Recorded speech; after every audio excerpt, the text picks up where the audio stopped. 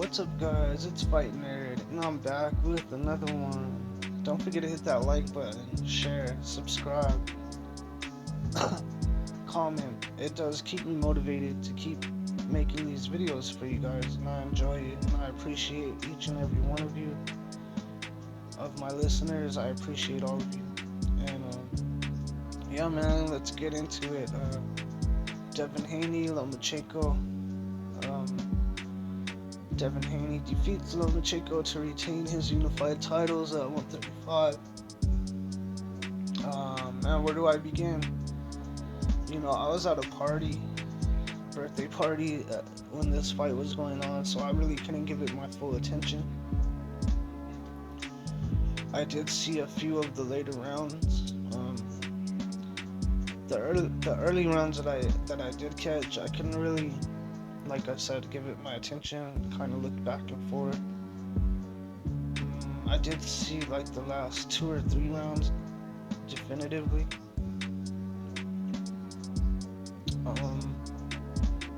After the fight, I just wanted to see, what does social media have to say about it. Instantly, it was robbery everywhere. I was like, wow, this is crazy. Like, I'm thinking like, man, this sucks. Another controversial decision. It's disheartening in boxing.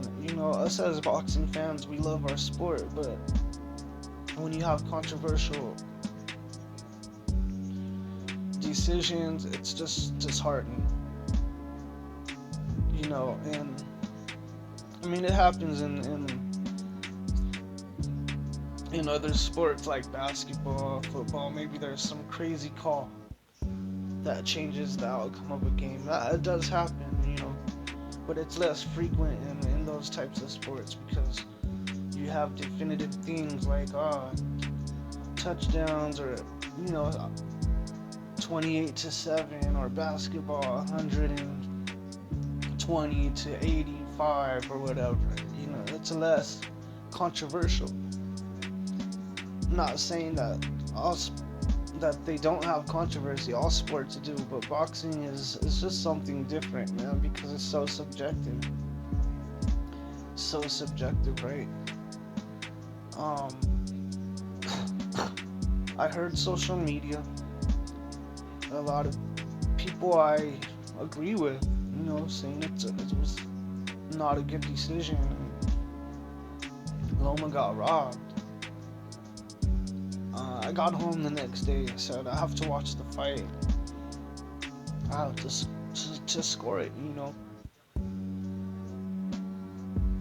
I'm pretty sure, like, going into watching the fight, I'm gonna agree with the popular opinion. It's usually because there's, people in the boxing world that I rarely disagree with, and they were also calling it a robbery, and I'm like, okay, man, let's score it. I scored the first round for Lomachenko.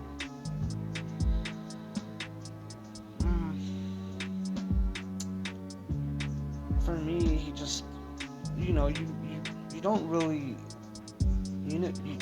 no matter which way the first round goes, it doesn't really say much, but nonetheless, I scored it for Lomachenko. Second round, I'm thinking, man, Lomachenko, he's looking good. He's slipping Haney's jab, already looking good. Second half of the second round, Haney kind of separated himself a little bit. And the second part of the second round, I gave to Haney. As the fight goes on, Lomachenko stopped slipping that jab. And I think it was because Haney was putting work to the body early. When he started to do that, he was able to use his jab pretty well. He was pretty effective with it. It did help him to set up those shots to the body. Kind of took away from Lomachenko's momentum, right?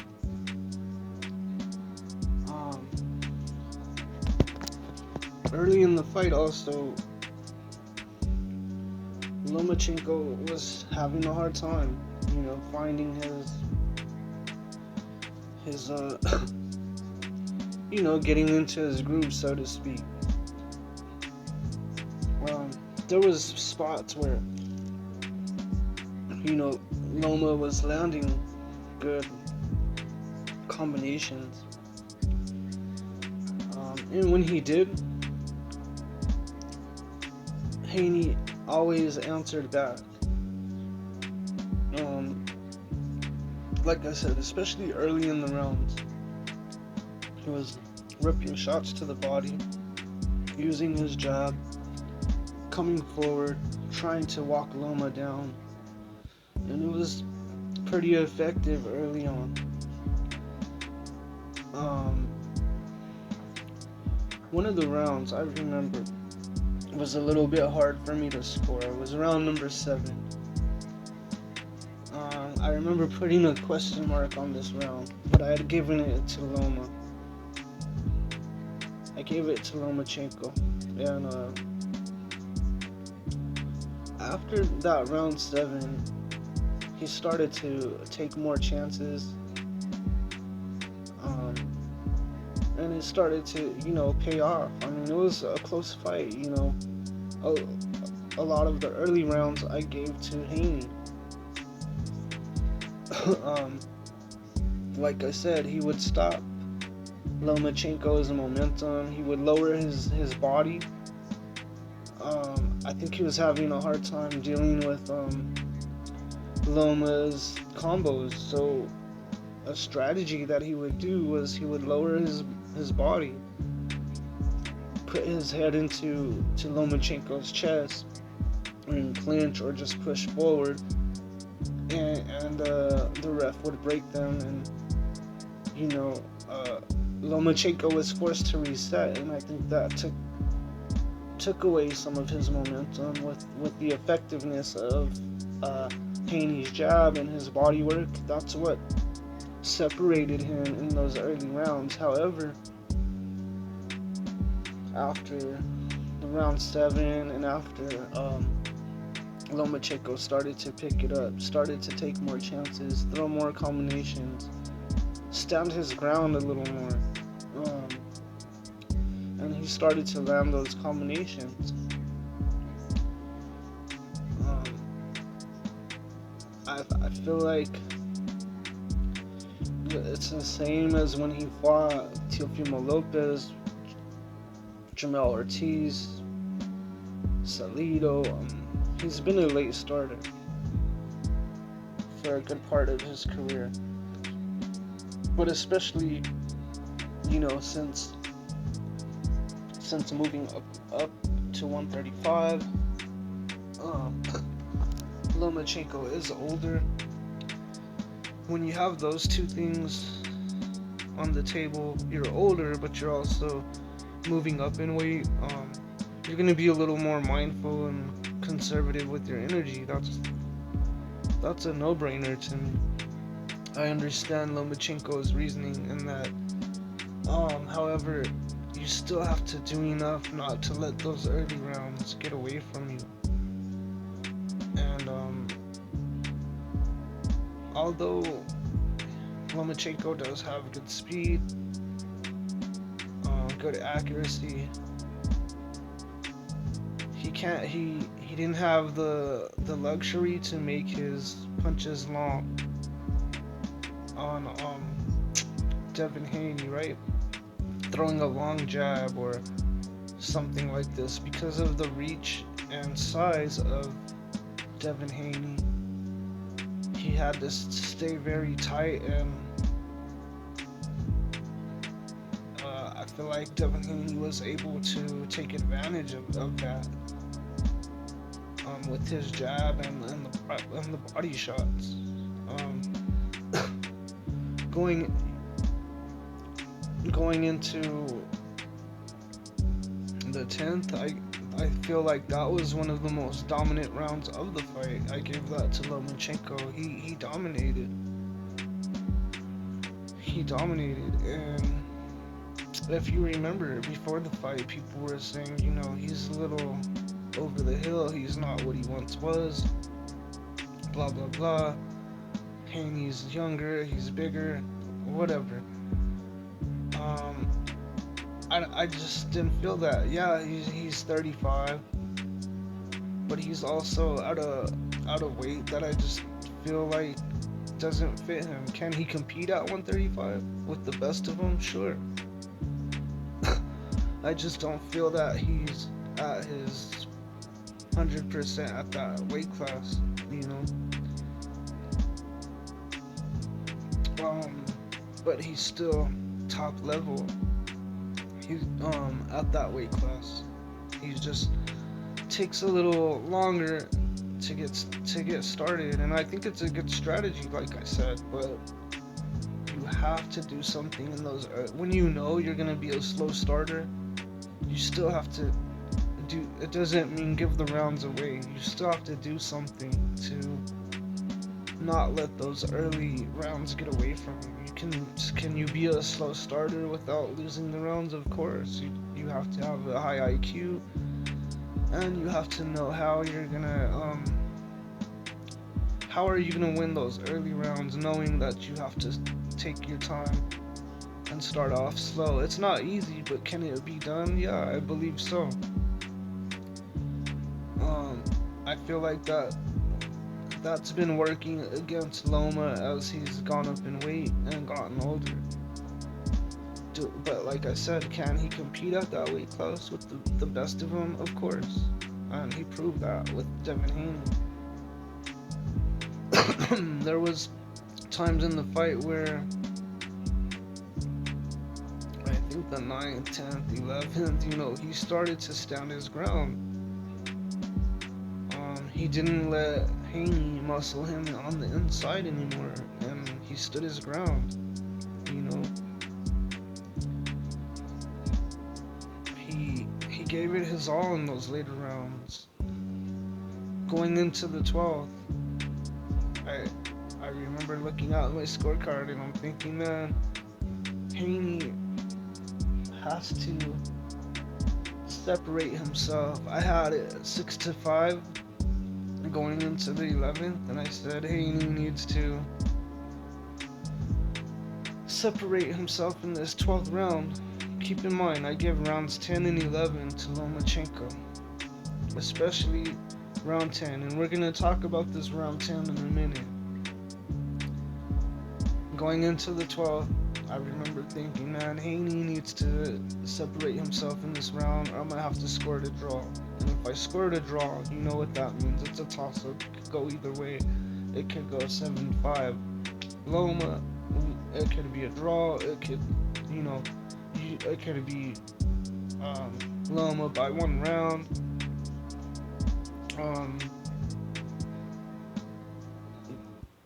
You don't want to leave it that close. I mean, you know, I would have had to score it a draw if Haney didn't win that 12th round. I feel like the 12th round, it's that close of a fight. Loma had to at least consider that it might be close.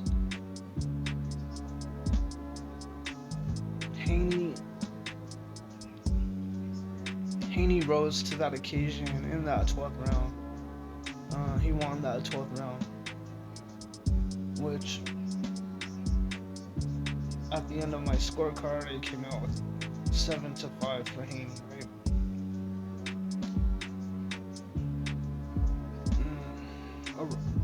A robbery to me is when you win like 8 rounds, 9 rounds, 10 rounds, and you don't get the knock. That's a robbery to me. it's 7-5, you're always gonna leave room for controversy. And I understand it's hard to win that many rounds, 8, 9, 10 rounds when you're at such a high skill level, facing another high skill level opponent. That's what makes boxing so, like, such a nail-biting sport, man, because if you don't do enough to separate yourself with enough of those rounds, there's gonna be controversy. 7-5 for Haney. Am I mad at 8-4 for Haney? Or a draw? No, because some of those rounds for me were hard to score. You know, I have a way I score my fights. Who won the first minute? Who won the second minute? Did one fighter win 2 minutes of that round? Was it back and forth the whole round? If it was, who separated themselves in that last 30 seconds?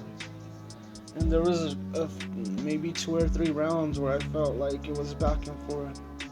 But Haney, he did something that I think is important in boxing. And especially when you're trying to persuade the judges. Somebody lets off a hard shot on you or some good combos. You want to answer back, you know, because you don't want that hard shot from your opponent or those combos from your opponent sticking in the judge's mind. You want to answer back pretty quick. Floyd was good at this. Crawford is good at this. Crawford does it all the time. You get one on him, he's gonna answer right back. Tank's good at this. Canelo's good at this. You know, boxers, we know, you know, they know this. And I think Haney did that in some of these rounds where it was close to me. A robbery, not at all, man. Not at all. I think, like I said, a robbery is when you won 8, 9, 10 rounds and you didn't get the nod. That's a robbery to me. So I scored it 7-5. It could have been a draw.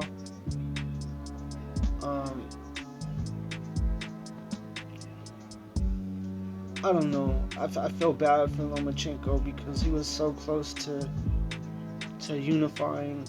I know his legacy is important to him.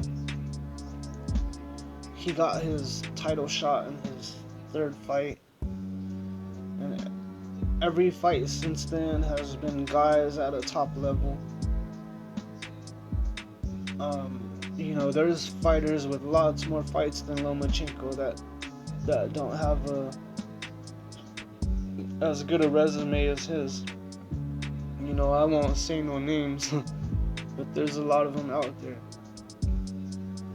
Well, for him only having 20 fights, his resume is pretty deep. I feel bad for him.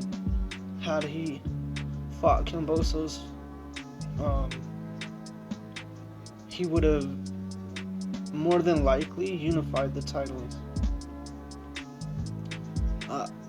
I think he would have beat Kambosos. We don't know because the fight didn't happen, but I'd say there was a pretty good probability of that happening. So you got to feel bad for him, man. I can see why he feels like, look, man, I stood my ground. He had his moments in that fight. Especially, like I said, when he started to stand his ground and not let Haney muscle him on the inside. However, being a late starter, it worked against him in this fight. It was a high skill level fight. You could see it from the first round. So you can't take nothing away from Haney. Haney's resume is getting good as well. He he hasn't been champion very long. A couple years ago, he was still kind of like, he wasn't the world star he is now. Um, but his resume is building up. I mean, he's got Linares on there, Jojo Diaz, Lomachenko. His resume is not bad. There's fighters that's been around longer than Haney that I don't think their resumes are as good as they should be, and I'm big on that. But I do understand it's hard to have all good fights. I mean, there's a lot of politics in boxing, promoters. Um, then you have PBC, you have Showtime, you have Bob Arum. All these things play in and factor into. It does determine the quality of fights we see, unfortunately. So you got to give it to those guys that have good resumes.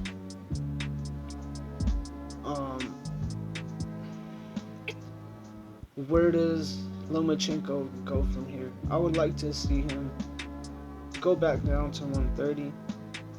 I think 135 is just a touch out of his element. For Haney, I know he eventually does have to move up, but 135 is it right now. There's so many people, 135, 140, so many people. And Haney, I mean, you have the belts right now. I would like to see him stay at 135 for a couple more fights, then maybe move up.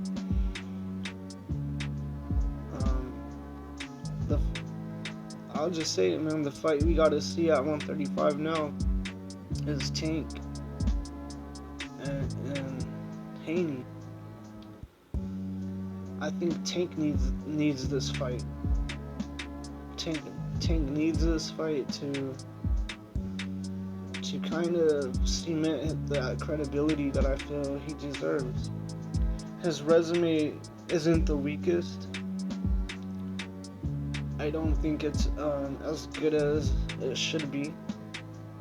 However, I feel he has a better resume than Crawford, than Spence. But a fight like Haney will give him even more separation. Look, a robbery, I can't agree with it, man. I just can't. I could see a draw. I have a draw or a win, for Haney. Keep in mind that me going into this fight, I didn't know what to expect. I'm already expecting I'm going to score the fight for Lomachenko based on what I'm seeing on social media, fighters, former fighters, boxing outlets, so many boxing outlets saying it was a robbery. But there was even, I heard talk of like there being racial bias in the fact that Lomachenko lost by some people in the boxing media. And that's crazy, man.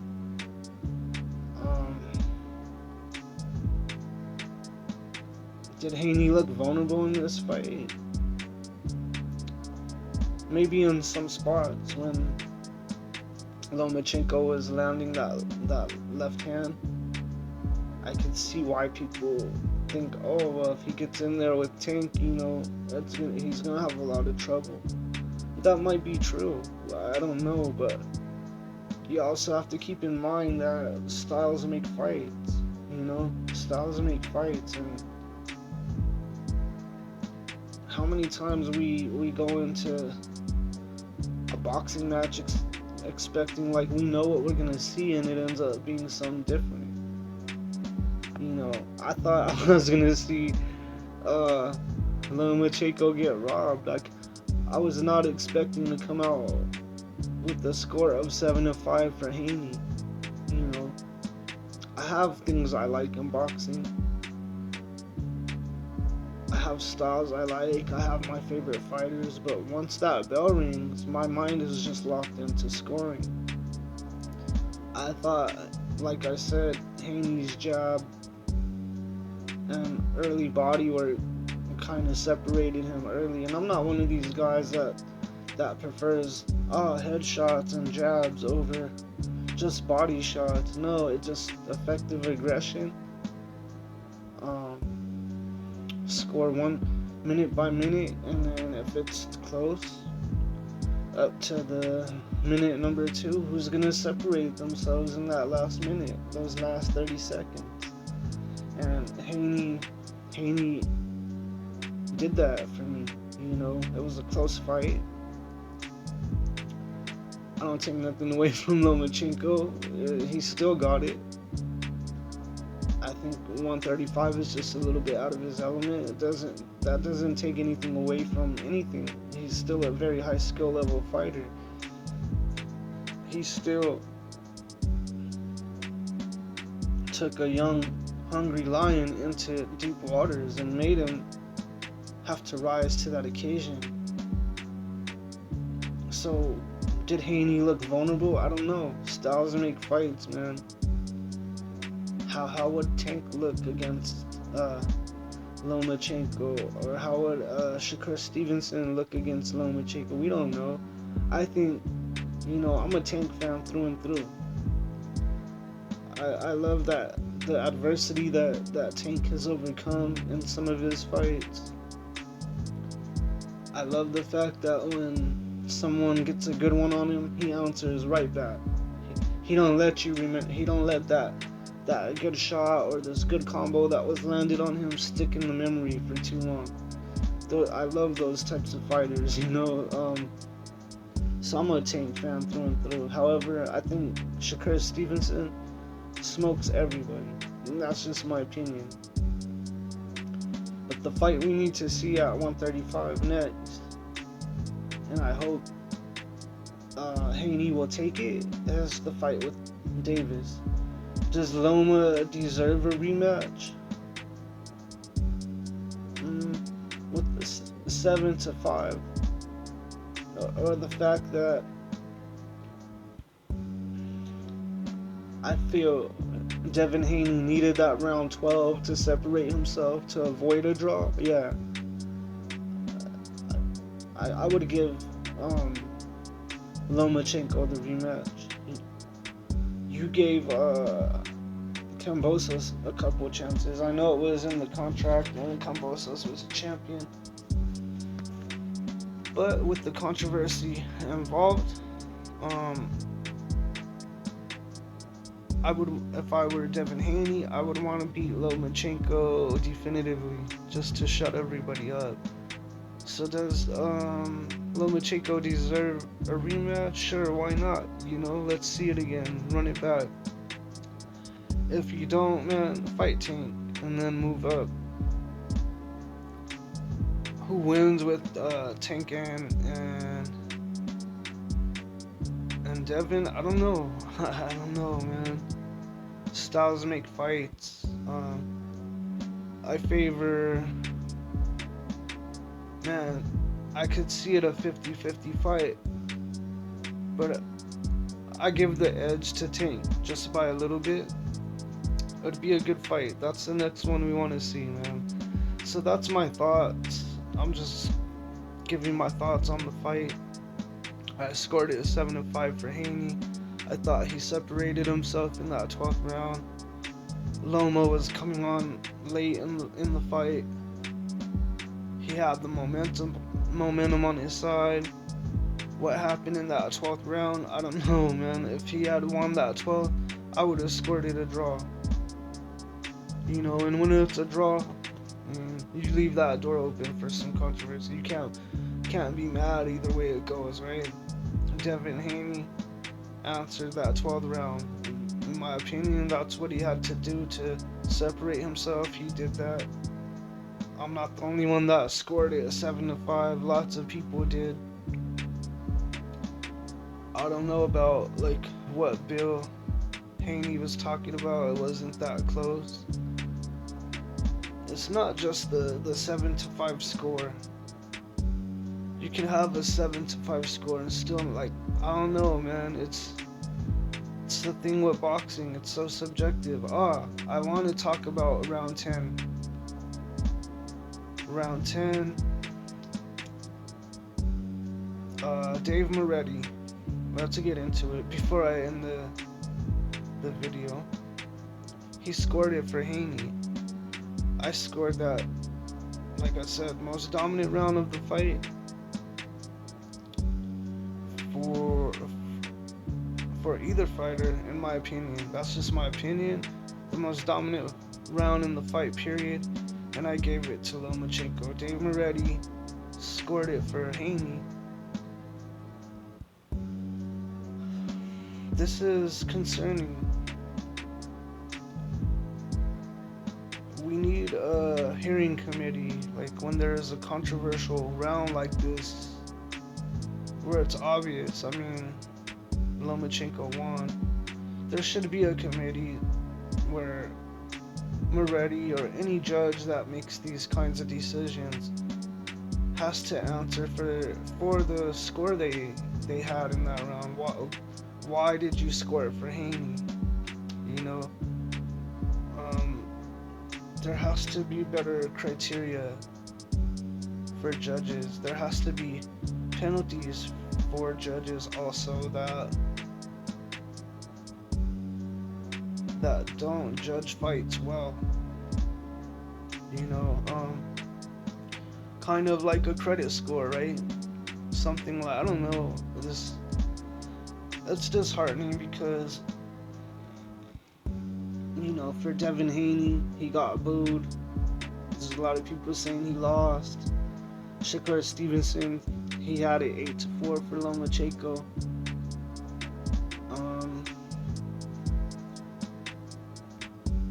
I don't know. Something's got to change in boxing with criteria for judges. I don't know. But nonetheless, that's my thoughts, guys. I'm rambling on here. That was my thought. 7-5. Let me know what you guys think in the comment section. Do you feel it was a robbery? Do you feel the media is being harsh?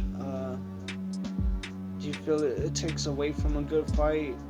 Let me know in the comment section if you agree with me, disagree with me. I know I'm not on the side of popular opinion right now, so I'm ready for all the smoke. That's my thoughts, man. Thank you guys. I appreciate each and every one of you. Sorry I haven't done any videos in a while. I've been busy. But I will be back with more. I want to look more into this Dave Moretti situation. I know he's had some controversial decisions in his career. He's been around a long time, you know. But that 10th round for Haney is ridiculous, man. But that's all I got for now, guys. I'm off to the next one. Thank you, guys.